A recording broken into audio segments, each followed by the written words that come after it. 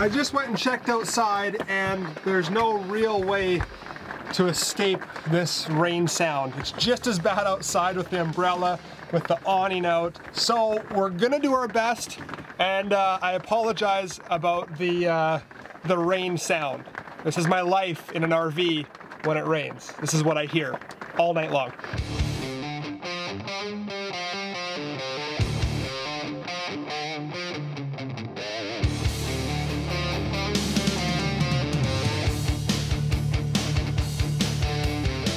Good morning, guys. Welcome to another episode. Welcome to Vancouver Island, where the majority of the winter time is rainy like this. But I did just travel across Canada and I hit some very, very cold temperatures. And the big question is, how did the Arctic Fox 4 Seasons truck camper hold up in the cold weather? So my friends, if you're new to the channel, I would like to welcome you. This is my Arctic Fox 2017 4 Seasons truck camper. And Arctic Fox is known for being able to go into cold weather and stay warm. That's basically what the Arctic Fox is really known for, winter camping. So today I'm gonna be talking about how the Arctic Fox handled in minus 15 degrees Celsius. We just went, me and my girlfriend, if you don't know, we just went on a across Canada trip in the winter time, October 10th to November 25th. We went all the way across Canada. We hit some pretty cold weather, but the coldest was minus 15 degrees Celsius. So I'm gonna talk about how the truck camper handled, and I'm also gonna talk about if I had to deal with that winter weather, if I lived somewhere like, I live in Canada, so Saskatchewan, Alberta, where it really went into the minus temperatures, I'm gonna talk about what I would do different with this truck camper and how I would set it up. Now, the reason I haven't done a lot of these things is because I live here on Vancouver Island. Vancouver Island has the warmest winter temperature in all of Canada. It rarely goes below zero into the freezing temperatures. So the way the camper's set up, stock, I guess you could say, works perfect for me. Okay, the big question, how did the truck camper handle in the winter? I had that question going into it. For me, I always used to hear how great Arctic Foxes were and the Northwood product with going into cold temperatures, and I was excited to test it out. So me and my girlfriend left October 10th and we went across Canada. The coldest I've ever had this camper, and I would say would be minus 15 degrees Celsius. I'll be honest, the truck camper handled exactly like I thought it would. So usually I'll run the stock furnace a couple hours before I go to bed and a couple hours when I wake up in the morning. But I usually don't run the furnace all night long in mild temperatures. But with minus 15 degrees Celsius, you kind of have to. And with running the furnace all night long, you do stay warm. I mean, the furnace is running constantly. As soon as it shuts off, there's a chill in the air and you can feel it instantly. But if it's running all night long, you do stay warm. And I would go to say that minus 20, minus 25, maybe even minus 30. Actually, I was talking to someone who owned a Bigfoot, which is a 4 Seasons camper as well, and they said that they've had their camper in minus 25 degrees Celsius. But you can run that furnace all night long, and that's constantly heating up the camper, and so it doesn't get that cold. It's not an uncomfortable cold. Like I said, once the furnace shuts off, you can definitely tell that the furnace shut off, and it starts to chill quite fast, and then the furnace kicks back on and warms you up. And wouldn't it be simple if that was all that happened? Hey, I just have to run my furnace all night long, that's all. But there's 3 problems that come with running your furnace all night long. Number 1, you use a lot of propane. Furnaces burn the most amount of propane in your RV, so you're using a ton of propane. We kept our furnace on for 2 nights in a row, straight from the evening into the night into the early morning, and we went through a 30-pound tank of propane in 2.5 days. So it uses a lot of propane. The other problem you're gonna face is it uses a lot of battery. The blower in the furnace is very inefficient. My battery bank is 2 12-volt deep cycle batteries. It's about 250 amp hours, but you don't want to draw that past 50%, so you're looking at about 125 amp hours. And running your furnace all night long will drain those batteries basically in a day. And the third problem that everybody experiences when winter camping is condensation. When it's cold outside and it's warm in your RV and you're breathing and you're cooking, moisture is building up in your camper, and there is a lot of condensation, and even more when you add the extreme temperatures outside. And then one more problem we faced is we actually had a line freeze. Now, this truck camper is a true 4 Seasons truck camper, and so there's double pane windows, great insulation, and when you run your furnace, there's a little fan down here.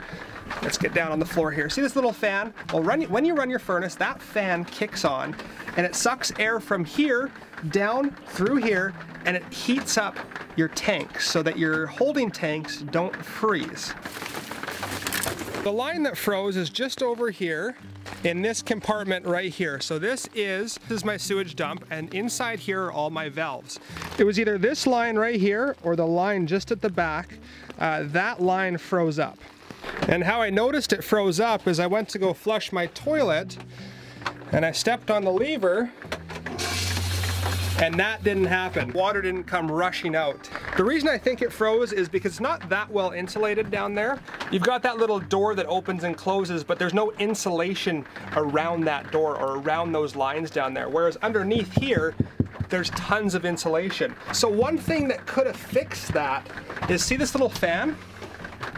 Well, that little fan only runs when the furnace is on. So every time that that furnace shuts off, that fan stops. And so I think what could fix that problem, more insulation down there around the lines themselves, and if you had a switch to just keep that fan on consistently. That would be a really good idea. Just a switch right by the fan to kind of override it and keep it on all night long. And then it would be circulating that air, it would never stop. It would circulate that air, that warm air, from the cabin here down past those lines into the holding tanks. So those are the 3 problems you're gonna face, and that last problem was one that I faced just myself, and I'm sure that this model, unless they've done something different with the 2018 models, you would probably also face that same issue. But with that all being said, is this truck camper a 4 Seasons truck camper, and can it go into the extreme cold temperatures? Yes, most certainly it can. And I was very impressed with how warm I stayed all night long. What would I do differently if I had to live in my camper in the wintertime in the extreme cold temperatures? And I wasn't as fortunate as I am to live here on Vancouver Island, where we really don't get much of a winter, except we do get a lot of that stuff. This would be the simplest way. Go to an RV park or go to a friend's place and plug into power. When you plug into power, now you can use your space heater. And so your space heater's not using propane, it's using electricity. You can run your space heater all night long. Once again, you could find a way to switch that fan on because if you have a space heater, this furnace isn't gonna kick that fan on. And so just a switch would be great. If you're listening to this, Northwood, just a switch on that would be fantastic. And then you could have electric heat throughout your RV. The fan could be bringing it down into your holding tanks. Awesome. You could also be charging your batteries at the same time, so you wouldn't have to deal with a dead battery every single morning. Technically, you could increase your battery bank. You could get some lithium batteries in there. You could spend thousands of dollars, and you could probably run a space heater for quite a long time on that. But still, it's depleting your batteries, and you have to go find a place to charge them in the morning. So just with that aside, connecting to power would be your best option, and you can also run your dehumidifier all night long. So this is my dehumidifier. It is a 35 pint dehumidifier, a Noma, and I got it from Canadian Tire, and it's been fantastic for me. Now, if you can't plug in, then there's a couple options to fix the problems that I listed. Like I said before, you can get a bigger battery bank. That would help, but you still would have to charge those batteries up after depleting them. But a big one for a lot of people is an alternative heat source. So honestly, I just look for any reason to bring up wood stoves. Wood stoves are my favorite heating source ever. It's so rustic. The heat from a wood stove is just different than any other heat. So you could get a wood stove installed in your RV. Now I've thought about it, but usually I have my slide in. So it can't go anywhere on the slide because the slide has to go in and out. So it can't be punched through the roof right here because this slide will actually come in and out.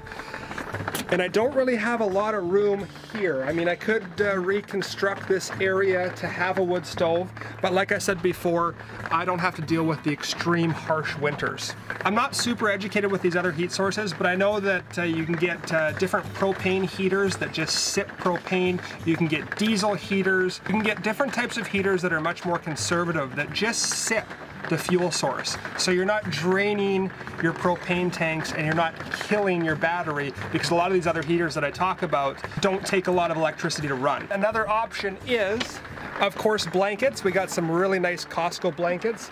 But this right here is an electric heating blanket. And so this is a 12-volt outlet. I've got a 12-volt charge station right there, and so I can just plug this in, and it does give off quite a bit of heat. You can keep quite warm throughout the night, but that one area is the only place that's warm in the entire camper. So as soon as you get up, then you want to turn on some other heat source. And the last problem, which I've talked about plenty of times in my other videos, but condensation. A few things I do to minimize it: I crack my vent open on my cab over, which is right there. I crack that open when I'm sleeping. Yes, it does get a little bit chilly because the window is open essentially, or a vent is open, but it does release a lot of that condensation from breathing and sleeping. And I've noticed if I don't crack it open, then my windows have much more condensation on them than if I do crack it open. So crack open a vent when you're sleeping if you can. When you're cooking, say spaghetti, turn all the fans on. Get that moisture out of your camper. That's a big one when you're cooking steamy foods. So I know it might get cold in the camper, but just crack open all of your vents. And the last thing I can say about condensation is it's a back and forth constantly. So for me, what I do is I do a lot of dry camping without services, and so I won't use my dehumidifier too much. I mean, I'll try to run my generator to charge my batteries, which then in turn I run my dehumidifier to get the moisture out of the walls. But I kind of go for a couple days dry camping, and then I'll try, especially in the winter time when it's cold and it's rainy outside, very humid, I'll try to plug in either at a friend's house or I'll go to an RV park. That way I get to run my dehumidifier all night long. I get to get a good charge on my batteries, and then I go back to dry camping or living on side streets for a week or more, and then kind of go back and forth. That I found is a really good way to just keep that condensation down. It's just a battle that RVers can never win. You're always gonna have condensation in your RV in the wintertime. Unless, of course, you lived in a place that was sunny and dry, like Arizona, all winter or all year round. So my friends, I hope that you learned something about winter camping. That's it for me in this video. If you're new to the channel, you're more than welcome to check out my across Canada trip. I made about 21 videos going all the way across Canada. So I will link the first video in the description below, or you can go to my videos and go to my playlist that is called Across Canada Trip, and then you can follow those. They're all labeled from episode 1 to 21, so you can check that out. You're more than welcome to subscribe if you feel like it, and you're more than welcome to check me out on Patreon. I make little videos on Patreon, so go in the description below, you can check that out as well. Keep living that dream, stay warm this winter, and I will see you guys in the next video. Until next time, my friends, take care and